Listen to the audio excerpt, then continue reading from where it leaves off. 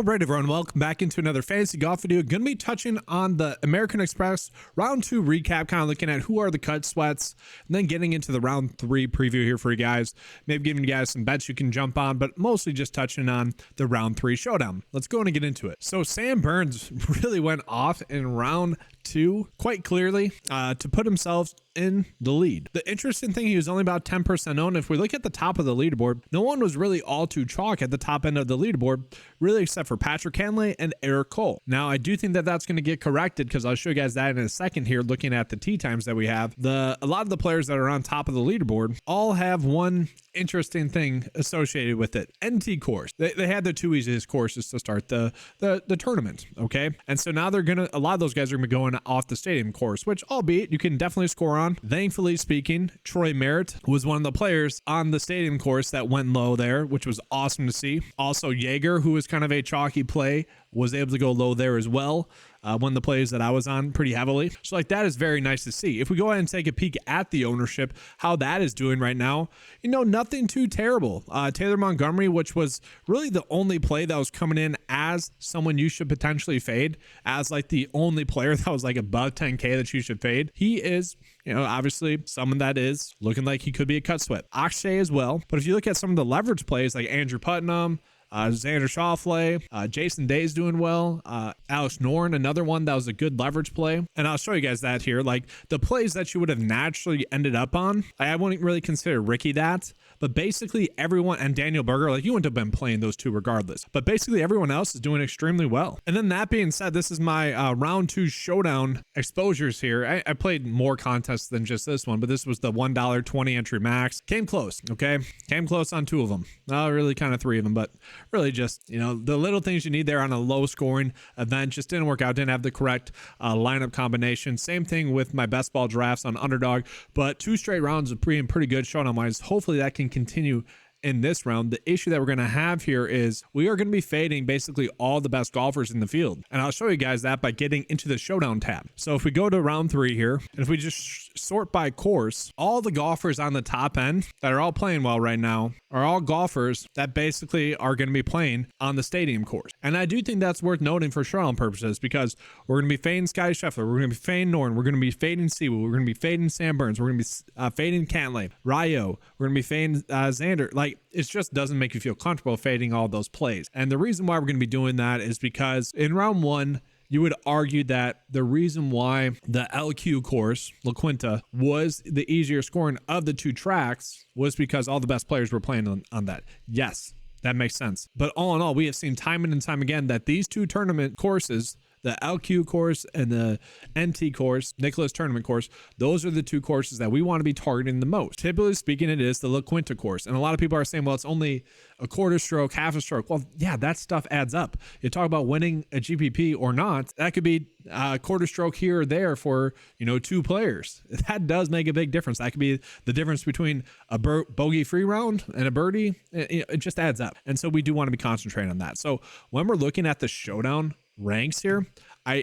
think it pays to look at all those plays. Now, I do want to call out that for this tournament, since it's round 3, I had this preset to knock off anyone that didn't make the cut. Obviously, that's going to be T65 and ties. So what we have to do for this one specifically, we have to look at projected points. But not really even the projected points on this tab. We actually have to go into the lineup builder. It's a way that I had to do it this week because of the 3-course rotation, because it's not normal. I just went ahead and I put the projections into the lineup builder. That's what you guys should be using for this tournament. It's already preset to naturally make us want to fade the top end plays, the plays that are going to be on the stadium course. Now, if you're disagreeing, you're like, no, I still want to have some exposure to Scotty, to Cantlay, to Xander, the best golfers in the field. By all means, go for it. What you would want to do is you just bump up their projections. Say you want to be on Scotty over Sungjae Im, who obviously gets a better tee time course, I should say. Just bump him up to 70, maybe do 5% of him instead. Same thing with Cantlay. Like, they can still score on the stadium course. We saw that. Again, Troy Merritt, awesome round from him. That's pretty awesome. And if you guys don't get what I'm referring to, I'll show you guys the lineup here real quick. So here were some of the lineups that I kind of called out to you guys, but this was the sample one that I did. Oh, maybe not. No, none of these. One sec. None of these. Those are doing well, though. It was this one where it was like the studs and duds one. Troy Merritt was obviously a value. Justin Lauer was a value, and then Kevin Yu was a value. It was very nice for this build. I'm hoping that it does well. Obviously, Xander kind of had a bad round 2. He could be a good candidate to have some regression though in round 3. Again, typically speaking, that's what we'd want to look at. Who struggled in round 2? That typically that's an outlier round. I would say Xander is going to be one of those players. And Sam Burns, for example, he's typically not going to play that well on average. He's probably someone that you wouldn't want to play. Okay, so I do think that that's going to be a factor. But all in all, I think the simple approach lineup wise is just do what we normally do. 3 unique plays, maybe max exposure of 40, maybe we get a little bit higher, because I do think the plays that we want to be on are going to be more heavily concentrated for round 3. It's going to be Sungjae Im. We know that. It's going to be Tom Kim. You know, maybe some golfers like Ming-Woo Lee as well. Surprisingly, Tom Kim isn't pulling in as too good of a play. That's a situation where I might adjust it a little bit just to get some exposure to him. And I don't think we need to do this too much, because again, guys, typically speaking, all I do is on a normal week, I'll just come in here, do 3 unique plays, do like 35% max exposure, and boom. Enter that. Typically speaking, it's good. With this tournament, it's a little bit more finagly and whatnot, but let's just run it. I want to show you guys kind of the exposures that's running out. So yeah, in this situation, it would give us Xander, it would give us Cantlay, would give us Scotty in the first builds, because, well, we put them at 70%. They want to fade them completely potentially, but then we're ending up on a lot of Sungjae, a lot of Ming-Woo. We can see kind of ownership percent. Cameron Davis is being pulled in a lot. Jaeger. Andrew Putnam was another guy that had a really clutch round, but also double bogeyed at the end of his round. That was unfortunate. Troy Merritt, hoping he can have another good round. So all in all, I do agree with the players that we're getting exposure to. Maybe we'd want to lessen Keith Mitchell, a little bit of Austin down, a little bit of probably this group right here, I'd probably lower down a little bit, but all in all, I'm pretty much okay with the exposures that we're getting right. And then lastly, I do just want to look at like outright bets potentially. Who are some players that we could jump on outright wise that maybe we weren't looking at prior? And really, I think what we could look at is players that are going off the LQ course, because obviously that is typically the easiest scoring track. Who could we be looking at? Is there anyone that we're getting a potential edge on? Ming-Woo Lee is really the biggest one. So maybe not in terms of like an edge.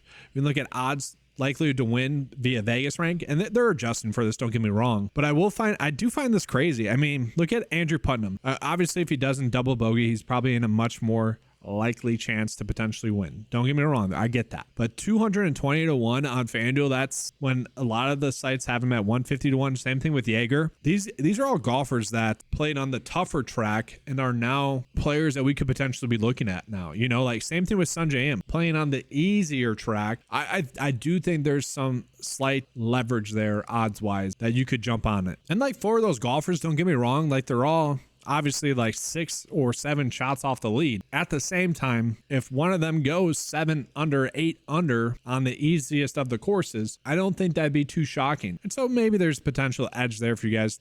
You know, if you want to bet them, maybe gain some leverage betting them outright wise. But overall, let's just take a peek at maybe the Nicklaus tournament course as well. Are we getting any edges there at all? Eric Cole, not really. I mean, he's someone that percentage wise, I'm giving him about 1% more likelihood than what Vegas is giving him right now. So not the biggest edge, 9.1 across the board. JT Poston though, someone that I was happy to bet on earlier on the week. Obviously, he's playing on one of the easier tracks as well. Maybe there's something there. Like maybe Poston at 28 to 1 on BetMGM. If you guys are someone that shops around, not terrible. I'd be okay with that. Again, we pull up JT Poston here as well. Minus 12, not too far back. I could see that. Now, real quickly before I end the video, I do want to show you guys like regression.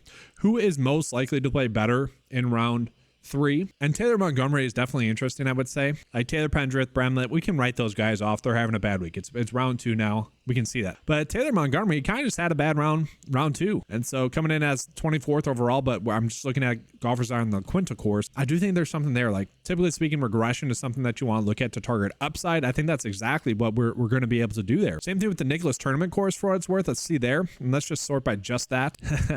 I got a funny tweets reply. Someone said, oh man, who would have thought? I don't know what it was exactly. It was something saying, oh, Patton Kazire is kind of a letdown. I'm like, you need to look at the ownership leverage tool. He was like another play that was like top 5 and like easy fade. I was like, ugh, like sorry, not sorry. It's just one of those weird things. But yeah, he's someone that sure could play better. Don't get me wrong. It's on the easier of the tracks. But all in all, it seems like everyone that is doing poorly on the NT course, Nicklaus tournament course, is all players that you would expect would have played poorly. So I don't think there's a big edge there. So again, the way I'm going to be getting my exposures and the way I think you guys should go about operating this tool is by just going into the really the lineup builder for this one, because again, the data is set typically to have the cut take place on round 2. Thus, it's already naturally filtering off all those plays. That's a lot of back end work for me to go and correct that just for 12 hours, you know. And so for what it's worth, like I don't want to be on Pavon that much, probably 20%, Keith Mitchell maybe 30%. Like that's something I could do, but all in all, I don't want to do too much of this. I want to let the data